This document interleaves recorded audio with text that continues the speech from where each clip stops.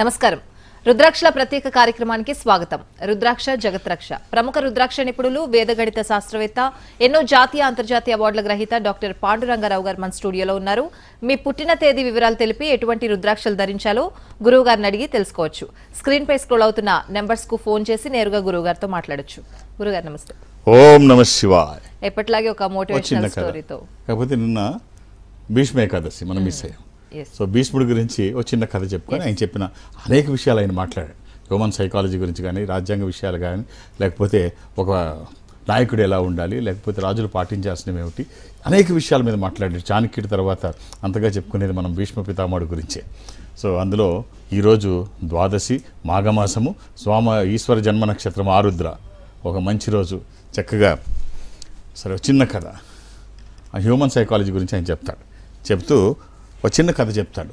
ఒక రాజుగారు చనిపోయాడు. చనిపోయిన తర్వాత నక్కగా పుట్టాడు. నక్కగా పుట్టిన తర్వాత అనుకుంటాడు, అరే దుర్మార్గాలు చేసిన తర్వాత నక్కగా పుట్టాను, ఈ జన్మలో అయినా మంచి చేయాలి అని మంచి మంచి పనులు చేద్దాము, శాకాహారమే తిందాము, మాంసాహారం జోలికి వెళ్ళొద్దు, సాత్వికంగా ఉందాము, ఈ జన్మ మమ అనిపించుకుంటే వచ్చే జన్మ బాగుంటుంది అని చెప్పి ఒక నిర్ణయానికి వస్తాడు ఆ రాజు. అంటే పాత జన్మ గురించి తెలుస్తోంది, నక్కగా పుట్టినా కూడా గత జన్మ వాసనలు తెలుస్తున్నాయి.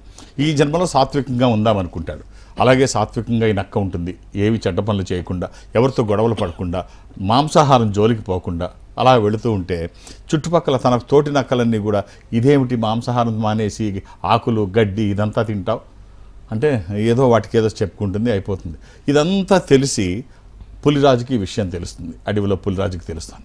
తెలిసి ఇలా ఉంటుందంట అని తెలిసి తన దగ్గరికి వచ్చి, నక్క నువ్వు ఇంత సాత్వికంగా ఉంటున్నావంట, నాతో నువ్వు స్నేహం చేయి, నీ మంచితనం కొంత నాకు కూడా అలవడుతుంది, సో నాకు ఈ చెడ్డతనం పేరు కొంత పోతుంది, మంచి కొంత వస్తుంది, నువ్వు చాలా మంచివాడంట కదా, చాలా సాత్వికంగా ఉంటావంట కదా అంటే అప్పుడు నక్క చెప్తుంది ఒక కండిషన్, అలాగే తప్పకుండా, కానీ నీ పరివారం ఏదైతే ఉందో నీకు నాకు పరస్పర విరుద్ధమైనటువంటి ఆలోచనలు, వాళ్ళు ఖచ్చితంగా మన ఇద్దరి మధ్య గొడవ పెట్టడానికి ట్రై చేస్తారు. వాళ్ళ మాటలు విని ఎప్పుడైనా నన్ను అనుమానిస్తే అది మంచిది కాదు. అలా అనుమానించనని నాకు మాటిస్తే, చెప్పుడు మాటలు విని అనుమానించను అని నాకు మాటిస్తే నేను నీతో స్నేహం చేస్తాను. అలాగే మాటిస్తాడు పులి, మాటిస్తుంది పులిరాజు. మాటిచ్చిన తర్వాత ఇద్దరు స్నేహం చేస్తారు. అలాగే కొన్ని రోజులకి వీళ్ళిద్దరి మధ్య ఈ స్నేహం ఆ కుటుంబ సభ్యులకి అంటే మిగిలిన పులులకి నచ్చలేదు. ఎలాగైనా వీళ్ళిద్దరి మధ్య ఏదో ఒకటి తీసుకురావాలి అని చెప్పేసి ఆలోచిస్తూ పులి తినాల్సిన మాంసాన్ని తీసుకెళ్ళి నక్క గుహలో దాస్తాయి. పులి వస్తుంది, పులి వస్తే ఆకలితో ఉన్న పులికి చెప్తారు, ఆకలితో ఉంది తినాలి, తినాల్సింది తీసుకెళ్ళి అక్కడ పెట్టారు. ఏముంది, దేని స్వభావం దాంది, ఎక్కడికి పోతుంది అలవాట్లు, నువ్వు తినాల్సింది చాకచక్యంగా తీసుకెళ్ళి తన దగ్గర పెట్టుకుంది అనగానే పులికి కోపం వస్తుంది. కోపం వచ్చి దాన్ని చంపేయండి. అప్పుడు పులి తల్లి వచ్చి, నువ్వు చేస్తున్నది తప్పు, నీ చుట్టూ ఉన్న వాళ్ళందరూ దొంగలే, వాళ్ళకి అనుకూలంగా చెప్పుకుంటారు, ఆలోచించకుండా అనాలోచిత నిర్ణయం మంచిది కాదు, నక్క సంగతి నీకు తెలుసు, తెలిసే నువ్వు స్నేహం చేశావు, తను సాత్వికంగా ఉండాలని నిర్ణయించుకుంది, నీ ఆహారం తినాల్సిన అవసరం తనకేంటి, ఒక్కసారి ఆలోచించు, నువ్వు కావాలని స్నేహం చేశావు, కావాలనుకుంటే తనే తినగలదు, నీది దొంగతనంగా తీసుకెళ్ళి తినాల్సిన అవసరం ఏమొచ్చింది, ఒక్కసారి ఆలోచించి, వీళ్ళందరూ కూడా మంచివాళ్ళు కాదు, వీళ్ళ స్వభావం ఇది పుట్టుకతో, ఒక్కసారి నువ్వు ఆలోచించమంటే తల్లి చెప్తే అప్పుడు తల్లి చెప్తుంది అనమాట, చెడ్డవాడు ఎప్పుడు మంచివాడిని విమర్శిస్తుంటాడు, డబ్బు లేనివాడు డబ్బు ఉన్నవాడిని విమర్శిస్తాడు, బాగా చదువుకున్న వాడిని చదువు లేనివాడు విమర్శిస్తాడు, అలాగే నీ విషయంలో కూడా అదే జరిగింది, ఒక్కసారి ఆలోచించు అంటే అప్పుడు నక్క దగ్గరికి వెళ్తుంది. నక్క దగ్గరికి వెళ్తే అప్పుడు నక్క చెప్తుంది, నేను ముందే కండిషన్ పెట్టాను, ఈ చెప్పుడు మాటలు విని నన్ను అనుమానించొద్దని, నువ్వు నన్ను అనుమానించావు కాబట్టి ఇక నీకు నాకు స్నేహం అవసరం లేదు అని చెప్పి మానేసి వెళ్ళిపోయి తను నిరాహార దీక్ష చేసి ఆహారాన్ని ముట్టడం మానేసి ఆ తనువు చాలించి ఆ జన్మకి అంతం చెప్పేసింది. ఈ కథ మనకి భీష్ముడు ఏం చెప్తాడు అంటే, అధికారంలో ఉన్నవాళ్ళు కానీ, అధికారులు కానీ, లేకపోతే కీలకమైన నిర్ణయాలు తీసుకునే పొజిషన్లో ఉన్నవాళ్ళు కానీ, వాళ్ళ చుట్టూ అనేక మంది ఉంటారు, వాళ్ళ పబ్బం గడుపుకోవడానికో లేకపోతే మనల్ని తప్పుదారి పట్టించడానికో వాళ్ళ అవసరాలు తీర్చుకోవడం కోసమో ఇవన్నీ వేరే వాళ్ళ మీద చెప్తూ ఉంటారు. అవి చెప్పుడు మాటలు విని ఎమ్మటే నిర్ణయం తీసుకుంటే అధికారి తప్పు అవుతుంది. కాబట్టి ఇలాంటి వాళ్ళని జారనివ్వడే తప్పు, చేర్చినా వాళ్ళ మాటలు వినకుండా నీ సొంత నిర్ణయంతో వ్యవహరించు అని చెప్పి అధికారులకి భీష్ముడు చెప్తాడు. అంటే రాజుకి, ధర్మరాజుకి భీష్ముడు చెప్తాడు, ఇలాంటి వాళ్ళు చాలామంది చుట్టూ ఉంటారు, జాగ్రత్త అని. అలాగే మన నిత్య జీవితంలో కూడా ఇలాంటి వాళ్ళు చాలామంది ఉంటారు. నిర్ణయాలు తీసుకునే వాళ్ళు దీని మీద ఆధారపడి నిర్ణయం తీసుకుంటే ప్రమాదం. రైట్ గురువు గారు. కాలర్ ఉన్నారు, మునికుమార్ గారు కడప నుంచి కాల్ చేశారు. నమస్తే అండి. నమస్కారం మేడం. మాట్లాడండి గురువు. ఓం నమ శివాయ. పనికుమార్ గారు, మునికుమార్ గారు, ఓం నమ శివాయ గురుగారు. ఎలా ఉన్నారు? బాగున్నా గురుగారు, మీరు గురుగారు? First class, thank you. చెప్పండి. నవంబర్ 30, 1994 గురువారు. 30 నవంబర్ 1994. అవును గురువారు. ఏం చేస్తున్నారండి? ప్రస్తుతానికి ప్రైవేట్ కంపెనీలో జాబ్ చేస్తున్నా గురువారు. ఇది బుధవారం పుట్టినట్టు తెలుసా మీరు? తెలుసు గురువారు. ప్రైవేట్ కంపెనీ ఏంటండి? అది సిమెంట్ ప్లాంట్ గురువారు. ఇది ద్వాదశి కృష్ణపక్షము, బహుళ ద్వాదశి. ఇది తులారాశి, నక్షత్రం స్వాతి. ఒకవేళ మీరు మధ్యాహ్నం 2:30 తర్వాత పుడితే అది విశాఖ, రాశి మాత్రం తుల. జాతకం బాగుందండి. ఒక మంచి కాంబినేషన్ చెప్తాను, అవకాశం ఉంటే ఇది ధరించి చూడండి. ఇది వచ్చిన తర్వాత ఎన్ని మార్పులు వస్తాయో, అంటే మనం చేస్తున్న పనికి ఒక దైవికమైన సహకారం తీసుకుంటే ఆ వచ్చే ఫలితం ఖచ్చితంగా బాగుంటుంది. ఒక 7 ముఖాలు 10 ముఖాలు ఏకముఖి. 7 ముఖాలు లక్ష్మీ స్వరూపము, శని దోషములకి మంచిది. దశముఖి విష్ణు స్వరూపము, మానసిక ఒత్తిళ్లు తగ్గడానికి, వాస్తు దోషములు పోవడానికి, న్యాయపరమైన చిక్కులు అధిగమించడానికి. ఏకముఖి రుద్రస్వరూపము, అపమృత్యు బాధలు లేకుండా. ఈ 3 కుదిరితే వేయండి, లేకపోతే ఒక్కటి. వచ్చిన తర్వాత బాగుంటుందని ఎవరి సర్టిఫికెట్ అవసరం లేదు, అంత బాగుంటుంది. All the best. రైట్ గురుగారు. హైదరాబాద్ నుంచి చందు గారు కాల్ చేశారు. నమస్తే అండి. నమస్తే మేడం. మాట్లాడండి చందు గారు. ఓం నమ శివాయ. నమస్తే సార్. సార్ ఇది చందు మా బాబు పేరు సార్. డేట్ ఆఫ్ బర్త్ ఇస్తారా అండి? 13/10/2000 సార్. 13/10 అక్టోబర్ 13. అవును సార్. 2000 సంవత్సరం. అంతేనా అండి? అవును సార్. ఆ శుక్రవారం నాడు ఈవినింగ్ సార్ 4 o'clock దాటాక 4:10, 4:05. అవునండి, ఆ రోజు పౌర్ణమి కూడా. క్యాలెండర్లో పౌర్ణమి స్పష్టంగా ఉంది. అవును సార్.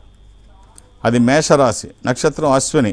ఈ అబ్బాయికి విదేశాలకు వెళ్ళే అవకాశం ఉంది. జాతకం బాగుంది. మీరు ఇవ్వాల్సిన రుద్రాక్ష ద్వాదశముఖి.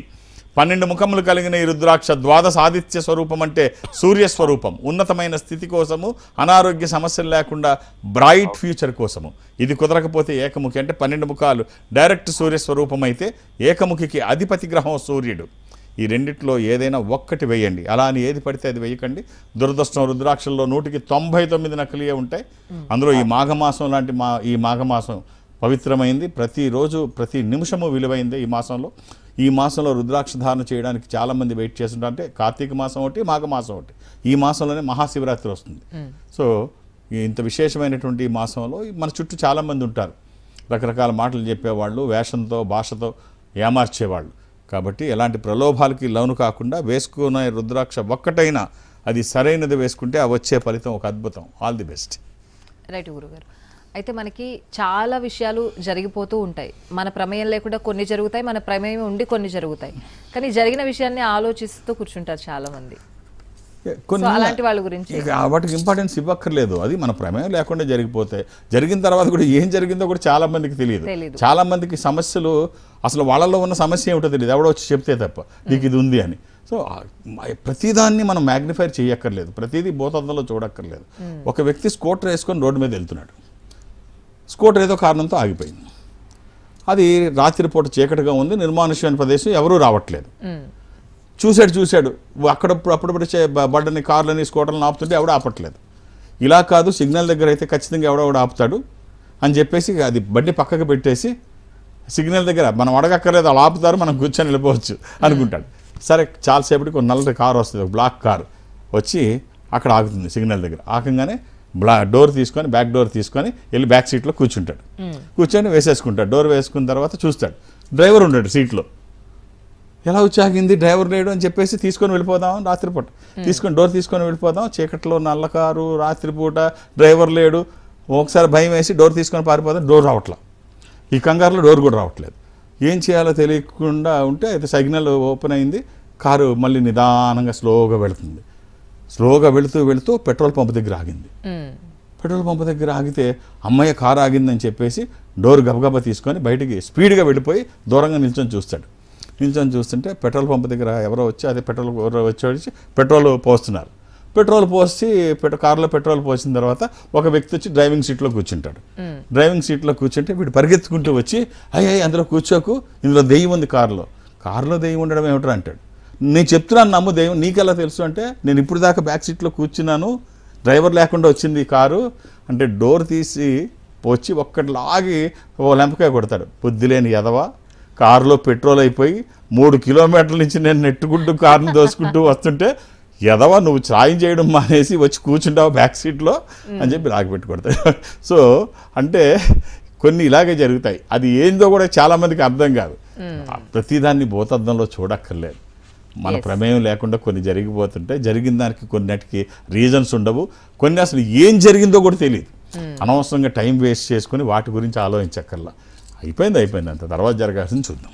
ఆల్రెడీ గురుగారు కాలర్ వెయిట్ చేస్తున్నారు. హన్మకొండ నుంచి సహస్ర గారు కాల్ చేశారు. నమస్తే అండి. నమస్తే గురుగారు. అమ్మా ఓం నమ శివాయ. అక్టోబర్ 10 అండి. October 10th. అక్టోబర్ 10, 2001 అండి. ఇది మా సిస్టర్ అండి. 2001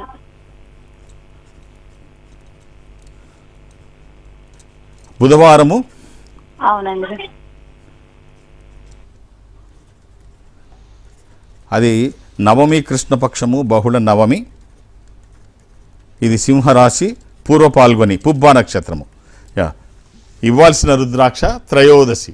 13 ముఖములు కలిగిన ఈ రుద్రాక్ష ఇంద్ర రుద్రాక్ష, రూలింగ్ రుద్రాక్ష, కమాండింగ్ రుద్రాక్ష. అనుకున్నది సాధించడానికి, సంకల్పం సిద్ధించడానికి, కోర్కెల సాఫల్యం కోసం జాతకపరంగా అవసరమైంది కూడా త్రయోదశి. 13 ముఖాలు.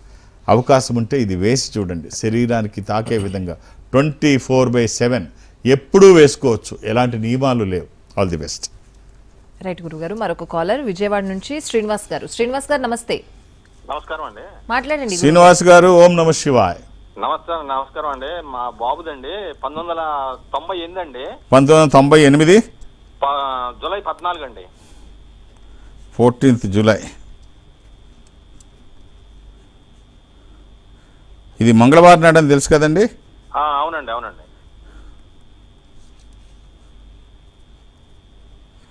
ఇది షష్ఠి, కృష్ణపక్షము, బహుళ షష్ఠి. ఇది మేషరాశి. ఈ అబ్బాయి విదేశాలకు వెళ్ళే అవకాశం చాలా ఉందండి. డేట్ ఆఫ్ తర్వాత 14/7 కదా.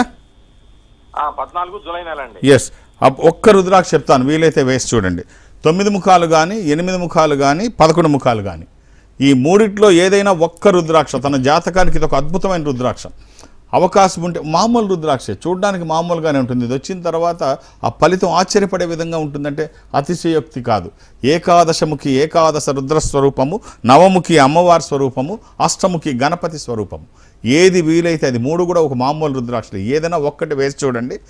ఆహార నియమాలు ఏమీ లేవు, ఓ మంచి ఫలితం అయితే ఖచ్చితంగా చూస్తారు. రైట్ గురుగారు. మాఘమాసం అంటున్నారు. ఈ నెలలో ఏది చేసినా మంచి జరుగుతుంది అంటున్నారు. చాలా మంది ఈ మధ్యన చూస్తున్న గురువుగారు కరుంగళి మాల అని చెప్పి చాలా మంది వేసుకుంటున్నారు. వేసుకున్న తర్వాత పాజిటివ్ ఈ సంస్థ నుంచి కూడా ఉంది. రుద్ర జెమ్స్ అండ్ డైమండ్స్ నుంచి కూడా ఈ సంస్థ నుంచి కూడా అంటే కరుంగళి ఏం లేదు, సెలబ్రిటీస్ 2-3 దాని మీద పడ్డారు.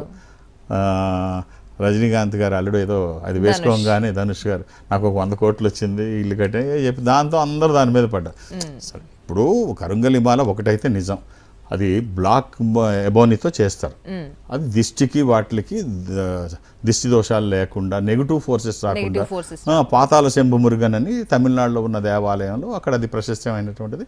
సో అది అక్కడి నుంచి తెప్పించుకుంటారు. అందులో ఏదైతే పేరు వస్తుందో దానికి నకిలీలు ఎక్కువ ఉంటాయి, సహజంగా ఉండేది. అందుకని ఈ సంస్థ ద్వారా అయితే 33 సంవత్సరాల నుంచి సంస్థ ఉంది. ఇక్కడి నుంచి మంచి కరుంగళి మాల అందించవచ్చు అని సంస్థ నిర్ణయం తీసుకొని భారతదేశ వ్యాప్తంగా ఈ సంస్థ ఎక్కడున్నా మీరు అక్కడికి వెళ్ళి కలెక్ట్ చేసుకోవచ్చు. లేకపోతే ఏ నెంబర్కి ఫోన్ చేసినా మీకు కొరియర్ చేస్తారు. అది ఒరిజినల్ అని చెప్పడానికి నిదర్శనం ఏమిటి అంటే ఈ మాలతో పాటు ఏ వుడ్లోంచి అయితే ఏ చెక్కలోంచి కట్ చేశారో అది ఆ హోల్స్తో సహా చెక్కని మిగిలిన పీస్ని మీకే పంపించేస్తారు. దానివల్ల ఏమవుతుంది అంటే మీరు మెడలో వేసుకుంటే నెగిటివ్ ఫోర్సెస్ రావు, ఈ దిష్టి దోషాలు అవి ఉండవు. అలాగే ఆ మిగిలిన పీస్ ఒరిజినల్ అని చెప్పడానికి అది చూస్తే మీకు అర్థమవుతుంది ఇందులోంచే తీశారు అని. సో అది పూజ గదిలో పెట్టుకుంటే, ఇంట్లో పెట్టుకుంటే ఇంట్లోకి నెగిటివ్ ఫోర్సెస్ రావు. అందుకనే దేశవ్యాప్తంగా ఇది మీరు కలెక్ట్ చేసుకోవచ్చు. మీరు ఆర్డర్ చేసినా మీ దగ్గరికి పంపించేస్తారు. అయితే కొరియర్ ఛార్జెస్ అయితే మీరు పే చేయాలి, ఒక సంస్థ కాబట్టి. మీరు కలెక్ట్ చేసుకుంటే అది ఒకటి, లేకపోతే కొరియర్ చేయమంటే భారతదేశంలో ఏ మూలకైనా కొరియర్ చేసేస్తారు. చాలా బాగా చెప్పారు. అయితే నాకు ఇక్కడ ఒక క్వశ్చన్ గురువు గారు, ఆడవాళ్ళు ధరించొచ్చా? ఆడమ్మకం ఏం అది అన్ని సందర్భాల్లో అన్ని సందర్భాల్లో అది దైవికమైంది. ఏది మన చేతుల్లో ఏమీ లేదు.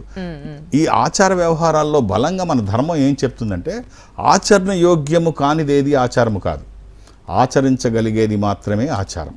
అందులో సత్సాంప్రదాయము సత్సంపదలుగా భావించేది ఏది కూడా ఒక వర్ణానికో ఒక వర్గానికో చెందదు. ఆ ఫలితం అందరికీ రావాల్సిందే. స్త్రీ పురుష భేదం లేదు, వయో భేదాలు ఉండవు, తరతమ భేదాలు ఉండవు.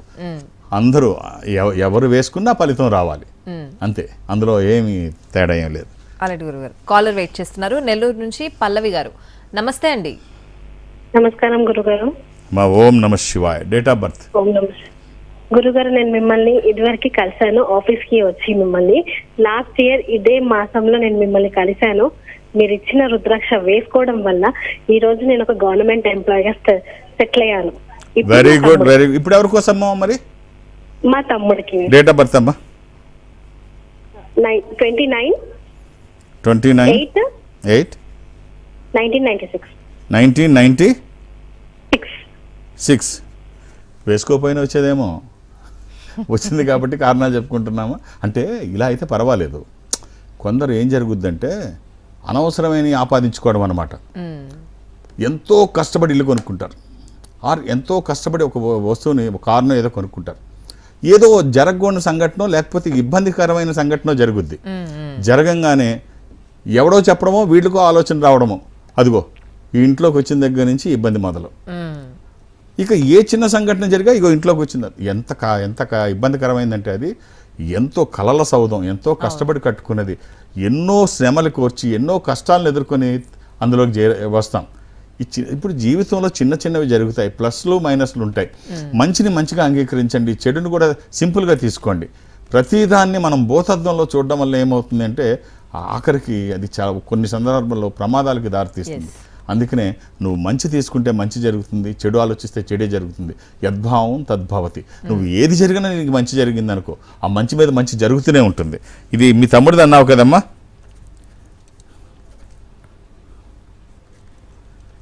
ఇది గురువారం నాడు.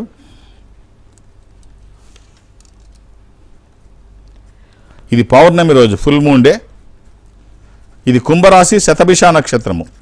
తనకి ఇవ్వాల్సిన రుద్రాక్ష ద్వాదశముఖి రుద్రాక్ష. 12 ముఖములు కలిగిన ఈ రుద్రాక్ష ద్వాదశ ఆదిత్య స్వరూపము, అంటే సూర్య స్వరూపం. ఉన్నతమైన స్థితి కోసము, అనారోగ్య సమస్యలు లేకుండా బ్రైట్ ఫ్యూచర్ కోసము. సో మిమ్మల్ని తప్పు పట్టించడం నా ఉద్దేశం కాదు. ఓ దైవికమైన సంపద రుద్రాక్ష ఉంటే ఖచ్చితంగా మంచి జరుగుతుంది. నేను అంటే ఇలాగ కూడా ఆలోచించే వాళ్ళు ఉంటారు. మంచిని మాత్రమే ఆలోచించండి, చెడుని ఆలోచించద్దు. అలాగే మనకు నిత్య జీవితంలో చెడు గురించి చాలామంది చెప్తుంటారు. ఎవరినైనా ఏదైనా సలహా అడిగితే ముందు చెడు చెప్తారు. సో ఇలాంటివి పక్కన పెట్టండి. వీలైనంత వరకు అడగడం అవాయిడ్ చేయండి. అంటే ది బెస్ట్ ఏమిటంటే సలహా చెప్పడమే, తేలికైన పద్ధతి సలహా చెప్పడమే. వాళ్ళకి దాని పట్ల ఆసక్తి లేకపోయినా, అనుభవం లేకపోయినా సలహాలు చెప్తుంటారు. ఈ సలహాలు ఒక్కోసారి మనకు ప్రమాదాన్ని తెచ్చిపెడతాయి. సో అందుకనే ఈ చెడుని మాత్రం పక్కన పెట్టండి. కాలర్ వెయిట్ చేస్తున్నారు గురువుగారు. రాజమౌళి గారు. నమస్తే అండి. గురువుగారు ఓం నమ శివాయ అండి. శివాయ నమః. ఎలా ఉన్నారు? బాగున్నాం గురుగారు. బాగున్నారా మీరు? First class. థ్యాంక్ యూ గురుగారు. మా అబ్బాయి గురువుగారు 97 సంవత్సరము మే నెల 9వ తారీఖు రాత్రి 3 గంటలకండి. చూద్దాం, ఒక్క నిమిషం అండి, అన్ని డీటెయిల్గా నేను మీకు చెప్తాను. సరే గురుగారు. ఇది శుక్రవారం నాడు రాత్రి, శనివారం అండి ఇది. అవునండి. Early hours of Saturday. నిజమే గురుగారు. అలాగే ఇది చతుర్థి శుక్లపక్షము, శుద్ధ చవితి. ఇది మిథున రాశి, కర్కాటకం ఇంకా రాలేదు, మిథున రాశిలో ఉంది. ఈ అబ్బాయి జాతకం కూడా చాలా హైట్స్కి వెళ్ళే జాతకం అండి. మీ ఆశీర్వచనము, వాళ్ళ ప్రయత్నము, ఈశ్వరానుగ్రహము ఖచ్చితంగా బాగుంటుంది. వీలైతే త్రయోదశముఖి రుద్రాక్ష లేకపోతే అష్టముఖి రుద్రాక్ష. 13 ముఖములు కలిగిన ఈ రుద్రాక్ష ఇంద్ర రుద్రాక్ష, రూలింగ్ రుద్రాక్ష, కమాండింగ్ రుద్రాక్ష. అనుకున్నది సాధించడానికి, సంకల్పం సిద్ధించడానికి, కోర్కెల సాఫల్యం కోసం, జాతకపరంగా అవసరమైంది కూడా త్రయోదశి. సో ఏదైనా ఒక్కటి, అది కుదరకపోతే అష్టముఖి, ఈ రెండిట్లో ఏదైనా ఒక్కటి వేసి చూడండి. వచ్చిన తర్వాత చాలా బాగుంటుంది. అందులో ఈ మాఘమాసం ఫలితం ద్విగుణీకృతం అవుతుంది. ఉన్న స్థితి నుంచి ఉన్నతంగా ఎదగడానికి రుద్రాక్ష దోహదపడుతుంది. మామూలుగానే ప్రపంచవ్యాప్తంగా ఈ ధర్మాన్ని సాంప్రదాయాన్ని నమ్మి పాటించిన వాళ్ళు ఉన్నతమైన స్థితిలో ఉన్న వాళ్ళని ఎవరినైనా మీరు గమనిస్తే ఆ ఇంటి యజమాని మెడలో అయినా రుద్రాక్ష ఉంటుంది, లేకపోతే ఆ ఇంటి పూజా మందిరంలో అయినా ఉంటుంది. ఎక్కడైతే స్వయం ఈశ్వర స్వరూపం రుద్రాక్ష ఉంటుందో అక్కడ అన్ని సంపదలు ఉంటాయి. శంకరుడు అంటే శుభములు కలగజేయువాడు అని నిఘంటువార్థం.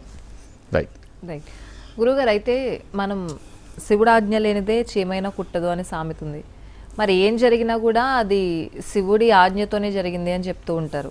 దానికి మనిషిని ఎందుకు నిందించడం అనేది కూడా మాట్లాడుతూ ఉంటారు. దీనికి మీరేం చెప్తారు? ఏది ఎలా జరిగినా అలా జరుగుతుంది. మన ప్రమేయం ఏమీ ఉండదు. మనం అవునన్నా కాదన్నా స్క్రిప్ట్ ముందే మనం అనుకుంటాం, అరే రే రావణుడు ఇలా చేశాడు, అయ్యో ఇలా చేయకుండా శూర్పణఖ ఉండాల్సింది. లేదు, ఇదంతా ముందు స్క్రిప్ట్లోనే జరిగి ఉంటుంది. అంతా భగవంతుడి స్క్రిప్టే, అది జరుగుతుంది. మనం దాని మీద దృష్టి పెట్టకుండా మనం చేయాల్సిన పనులు చేయడం, భారం భగవంతుడి మీద పెట్టడం, అది స్క్రిప్ట్ ముందే. దానికి ఎవరేం చేయలేరు. చెడు చేసే వాళ్ళకి ఏం చెప్తారు? అనవసర వాటిల్లో మాత్రం ఏలు పెట్టకుండా ఉంటే బాగుంటుంది. అది జరుగుతుంటుంది. అనవసరం వాటిలో ఏలు పెడితే ఏమవుతుందంటే, ఒక పులి అడవిలో, కథ ఎందుకు చెప్తానంటే రీచ్ అవ్వడం కోసం. ఓ పులి అడవిలో వెళుతుంది, తనకి అడవిలోనే ఉంటుంది కదా అది, దానికి డౌట్ వచ్చింది. బాగా దుర్గంధం తన దగ్గర వస్తుందేమో అని చెప్పి అటుగా వెళుతున్న ఒక లేడీని పిలిచి, లేడీ నా దగ్గర దుర్గంధం బాగా వస్తుందా, నాకు డౌట్ ఉంది అంటే తను చూసి అవును వస్తుంది అనగానే కోపం వచ్చి దాన్ని చంపేస్తుంది. కోపం దుర్గంధం అంటావు, కోపం చంపేసిన తర్వాత అటు చూస్తే ఒక ఇది ఉంటుంది, కోతి ఉంటుంది.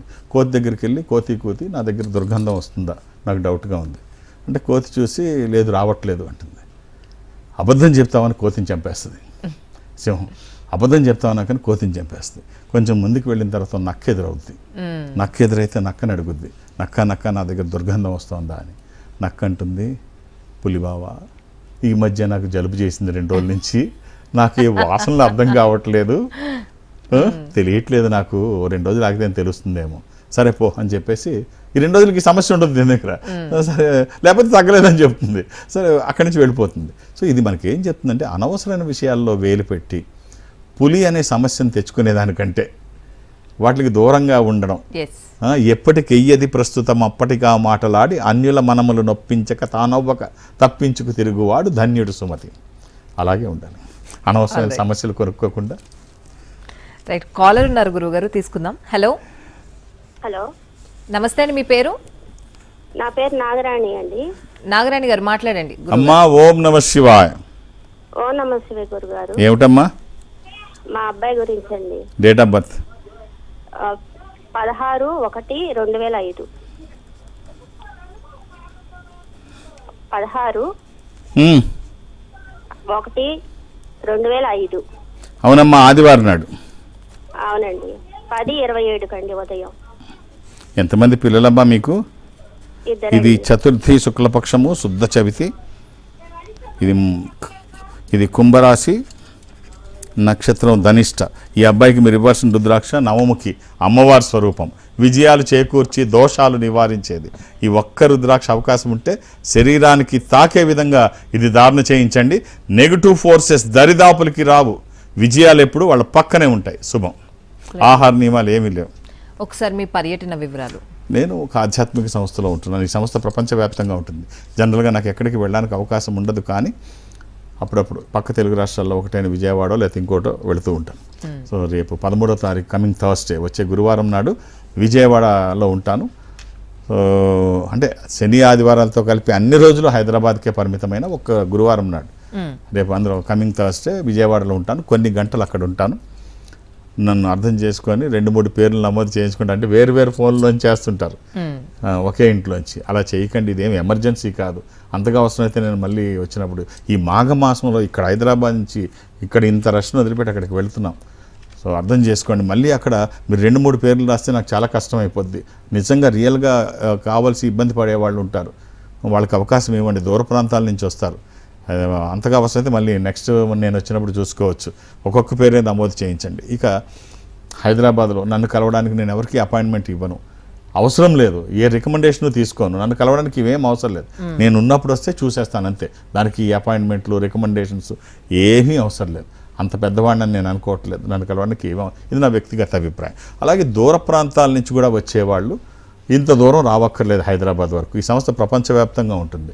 నేను సౌత్ ఇండియా అటెండ్ అవుతాను, దక్షిణ భారతదేశం. ఈ దక్షిణ భారతదేశంలో ఈ సంస్థకి దగ్గరగా మీరు ఎక్కడైనా ఉంటే, అంటే బెంగళూరు ఉన్నదనుకోండి, మీరు అక్కడికి వెళితే ఒక స్పెషల్ స్క్రీన్ ముందు వాళ్ళు ఒక రూమ్లో కూర్చోబెట్టి, నా రూమ్లో నేను ఉంటాను, మీ రూమ్లో మీరు ఉంటారు, ఎదురు బదురుగా ఒక స్క్రీన్ మీద కూర్చొని, స్క్రీన్ ముందు కూర్చొని మాట్లాడుకునేటువంటి అవకాశం ఉంటుంది.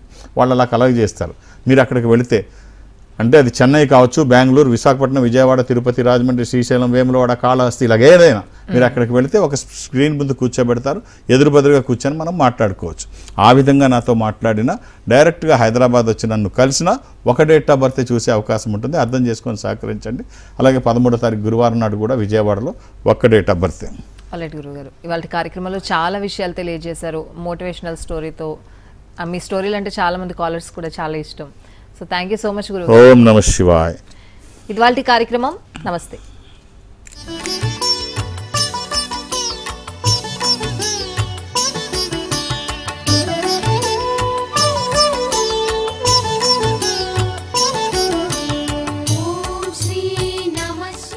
Indo Nepal Rudraksha organization, Jubilee Hills, road number 45 మరియు సమాజిగూడ, హైదరాబాద్. సంప్రదించాల్సిన ఫోన్ నంబర్స్ 9118845678, 9177778855, 8186899997, 7700963888. మా వెబ్సైట్ www.indonepalrudraksha.com.